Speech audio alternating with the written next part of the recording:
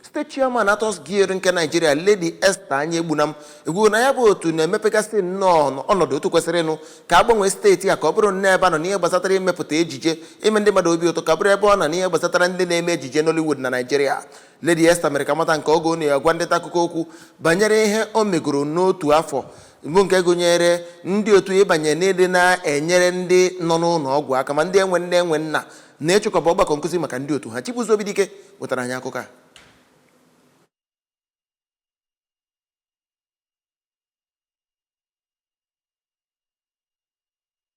agụpụta ihe ndị ha mepụtagoro n'afọ mbụ ya n'ụlọ ọrụ ya nke gụnyere iwechiyata udo n'otu ahụ, ịkwalite otu ahụ na mpaghara dị iche iche nakwa inyega ihe onyinye nyegara ndị ama ama. Lady Esther yọrọ Gọvanọ Chukwuma Soludo ka ọ lebakwuo anya na ya bụ ngalaba ejije. N'okwu nke ha, onye chairman nke AGN Board of Trustees Maazị Emma Ogugwa nakwa onye National Vice President South East nke otu ahụ Comrade Clement Anigbo kenere Gọvanọ Soludo maka ị na-enye ha ohere dị mma iji wee rụọ ọrụ. Ndị ama ama na-emepụta ihe ejije ndị gụnyere Chief Stephen Anajemba, Ambassador Lawrence Uche, Roy Ekwunife, Dọkịnta Lawrence Uche nakwa Apostle Joseph Nwankwude toro ezi atụmatụ ọchịchị na ugbu a n'ihi na ha na-arụkọzi ọrụ ka ọma. Ha gwaziri ndị na-eto eto ka ha gbaa mbọ were nsọpụrụ na ịdị uchu n'ọrụ wee na-aga.